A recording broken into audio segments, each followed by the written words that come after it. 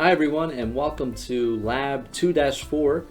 In this lab, we will be continuing what we started working on in Lab 2-3. So we have lending club data that we transformed and got ready for analysis in Lab 2-3.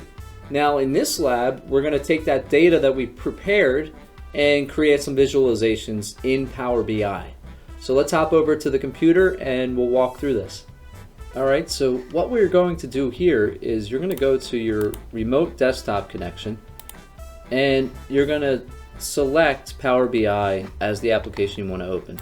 So you'll come to this screen and then you're going to say to PowerBI, pull in data that's in an Excel format, and then I want you to navigate to the space on your computer where you save that file. Now just be careful, because what we have here in the File Explorer is a mixture of the files that are on the remote desktop computer that we've logged into, and then also our own files.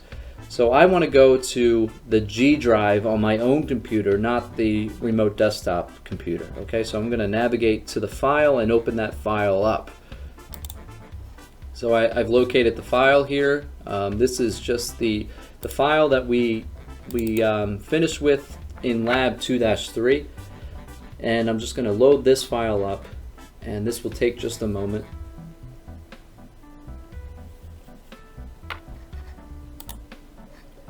I'm going to choose to import lab stats 3c, which is the file that we created at the end of Lab 2-3, and I'm going to click transform data. All right. So we're going to get a second screen here. We're going to transform this data a bit.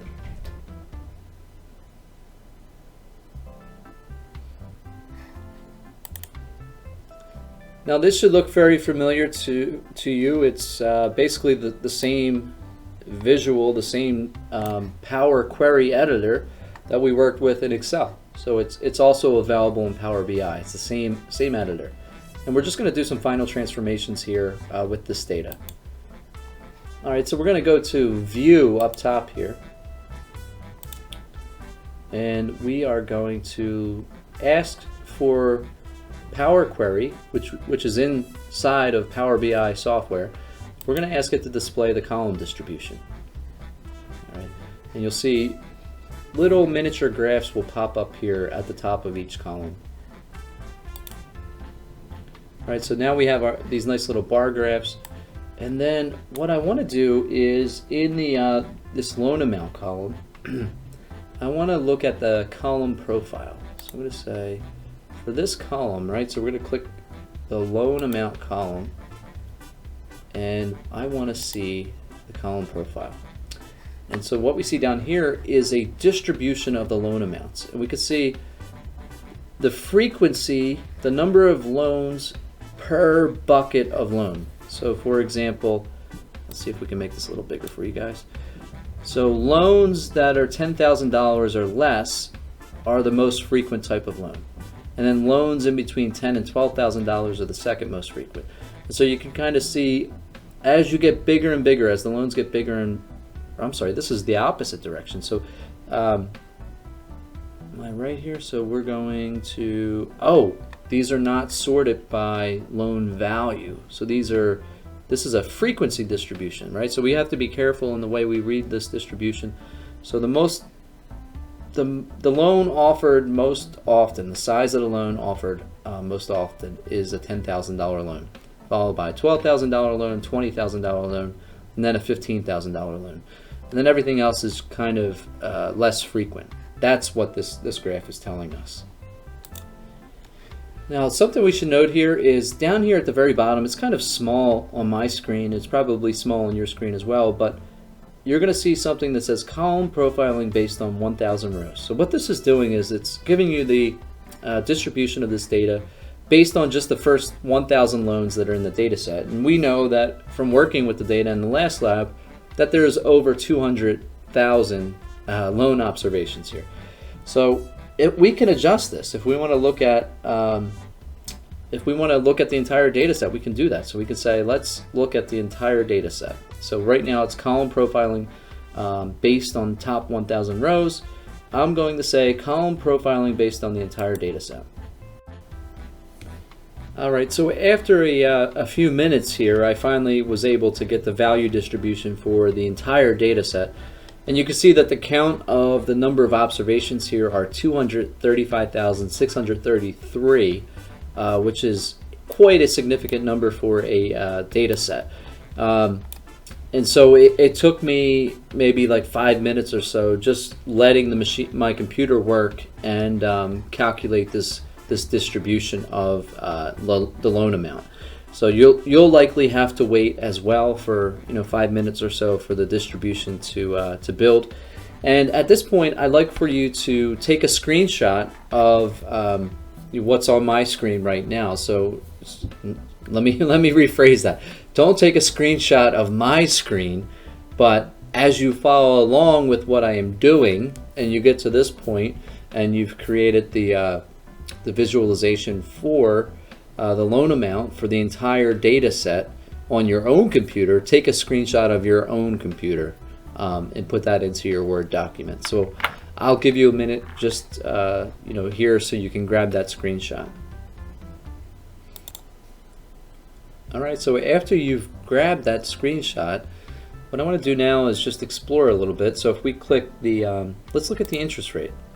And we can see down here in the descriptive statistics, or the column statistics, we can see the average interest rate is 13.769%. Standard deviation is 0.04%, or I'm sorry, 4%, because this is in, these are in numbers, and percentages are, you move the decimal 2 places. So here this is a 4% standard deviation on about 14% average interest rate.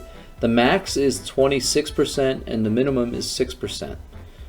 We have 4 data points where we don't have interest rate information. There's 90 distinct interest rates in the data set, and 2 that are unique. All right, so let's look next at let's look at annual income, see what that looks like. So again, we have 4 observations, 4 loans where we don't have annual income data. The average income is about $75,000. The max is $750,000. So they're taking somebody making $750,000 is taking a micro loan here, which is very interesting. The minimum annual income is $3,000, and looks like we have over 18,000 unique loan amounts. All right, so a lot of useful information that we can extract here just by looking at the descriptive statistics. Let's look at the state address. So if we look over here, let's look at the address state, right? And so we have, obviously, from this visual, California is the location with the most number of loans, followed by New York, Texas, Florida, Illinois, and then here's our state, Pennsylvania. Let's mess around with this state. So let's say we'll uncheck all of these, and let's say we want to just filter and look at Pennsylvania only loans. All right, and let's click OK. Let's filter this out, right? And then, so this will take just a moment. All right, so that also took a few moments, similar to when we were filtering or changing the view to all data. It took about 5 minutes or so. Filtering on state will also take a few minutes. So I now have all Pennsylvania observations in my data set, and I am ready to go into the main Power BI window. Right now we're in the Power Query Editor within Power BI, and so we're just going to click Close and Apply. This is going to take us back to the main window, and so this data is just going to load up in Power BI. We're ready now to look at some visualizations of the data. So then again, this data manipulation can take some time, especially when you have data sets that are really large. So this might take a few moments as well. All right, so we finally got this loaded. We're going to go over here to the visuals pane, and we're going to add a multi-card visualization here. So we want a multi-row card. All right, so we want to add data to our Power BI template. And so this is called the canvas in the middle here, and this is where we can kind of click and drag the data fields into the canvas, and we can manipulate the way we visualize the data. So we want to look at our list of fields here, and actually let's drag this out if we can. I'm going to drag this side panel bigger so we have more of a view of what we're doing here. So we're going to drag this out.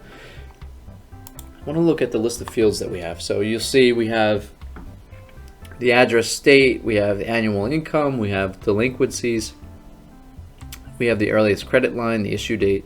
So here's all of our fields that we set up and we cleaned. And so let's take the loan amount field and let's just drag it into the fields box. So let's take the loan amount from the fields box and drag it into the canvas, I should say. And so we want the loan amount, and we want the loan amount to display as a summation. Okay, so we want the loan amount to be a sum. Alright, so we're going to change, we could manipulate this, so we could say what's the average loan amount, and that will change the visualization. We could say what's the maximum, right? And then we could say what's the count, so how many do we have, and then we could have the sum, right? All right, so there is the sum. Okay. Now we have the loan amount as the sum.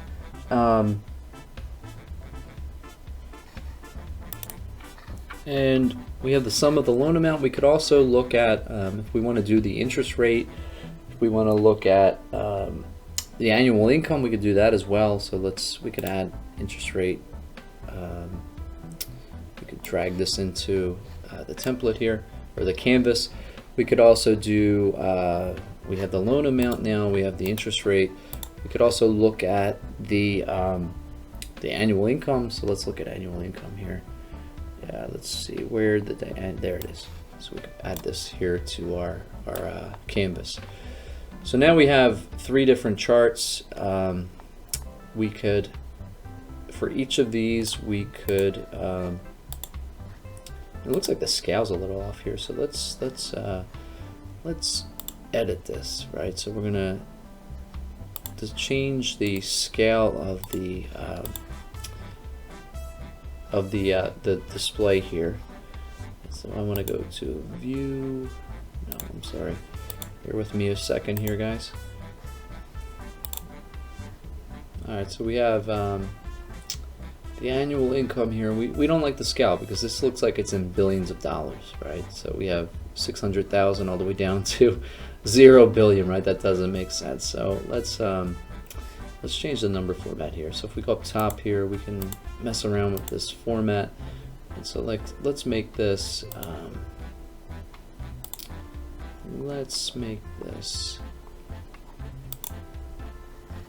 All right. So we don't like the scaling here, and what we can do is we can, normally in Excel you would double click on the axis, or you right click, but in Power BI it's set up a little differently. So this is our panel for manipulating the visualization. So over here we can choose the type of graph. So we could change this to a horizontal bar graph. We could change it into a vertical bar graph, or we could have a line graph, something like that. But let's leave it as a vertical bar, right? We don't like the axes because income is stated in billions of dollars, which is not very useful. So what we can do is we can format this visual, right? So this is where we build the visual with this button here, but then we could format the visual here. And so the y-axis, we don't want to make it auto. So we want to say the minimum is, let's make it 0, right? And then let's make the maximum $1 million. 1, 2, 3, 1, 2, 3. Right. So we got somewhere between, and then we want the values. Let's see, display units. Let's make it in thousands. Let's try thousands. All right. So this is in. Oh, that changes the how the axis appears. All right. So we want to change the scale, right? And a lot of this working with new software tools is just exploring and trying to manipulate what it looks like by clicking around. And so we want the grid lines, they're fine, the data labels, plot area, background. So we want the values to be display units. No, we don't, we already looked at that.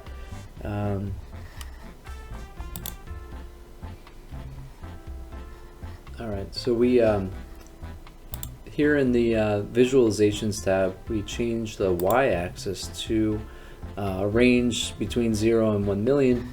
And so now to look at this in more detail, we could do one of two things. So if we want to see more detail on the increments here, we could drag this to make it bigger, right? And as we make it bigger and there's more screen available, we now see this scale changes to match the size of the display. We could also do something called focus mode here, and so in focus mode we see additional detail. We can change the values, as I said before. We can change this to thousands if we wanted to. I think thousands probably make more sense. Given the income scale here, it's somewhere under 1 million. I think the max we saw was 750,000. And so we can do lots of different things. So we can reset this to the way it was. We'll go back to our report, and we'll can click and drag this back to the original size. And we can move this around. We can we're basically creating a dashboard here with different visualizations. So this is all of our data, and we could display whatever we want over here. So we could, if we wanted to, we could put the term. We can add term here to the graph, and let's say for term, we don't want, let's say, what do we want to say? We don't want this to be like a summation. Rather, let's make it, if you click the drop down menu here, we can change this to, for term, we can make this average, right? So now we have the average term of the loan. Looks like it's somewhere around a little more than 40 months. Maybe we want to look at, let's see. We want to look at, maybe we don't want the min or the average, maybe we want the max, right? And we can see the max. So as you explore these things, you can see different ways of visualizing this, and basically you're going to create a dashboard with relevant fields. And since this is linked to the data, as changes are made in the data, these visualizations will change. And then we could also we could change this. We could see if there's a mobile app for Power BI, so we could see what this looks like for mobile. So we could drag these into like the size of a phone screen, right? And you can imagine like a loan officer trying to keep track of loan amounts and terms and conditions and interest rates. Now you can put this into the Power BI app, and now you have quick visualizations of all the details of your loan portfolio available on the Power BI app within your phone. So really cool stuff. And what I'd like you to do now is to take one final screenshot and of what you're looking at. So after you've added some basic visualizations to your canvas here in Power BI, you can take a screenshot, and that will be it for this lab. So before you take that screenshot and before you close this, make sure you save this to your own computer, not the remote desktop computer. Save it somewhere so you have it going forward. Okay, because I mean these are very basic visualizations that we just created here. The idea was to show you how to master the data and how to get the data ready to work with in Power BI.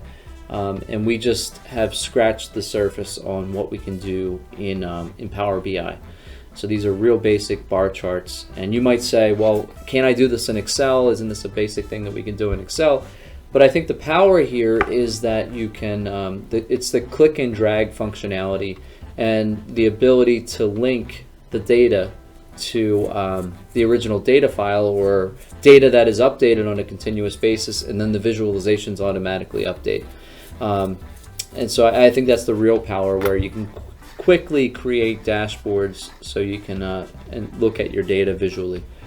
So take a screenshot, save your data to a Power BI file. So you're going to go File, Save As, and that's it for this lab. All right. So thanks for watching. I'll see you real soon. Take care.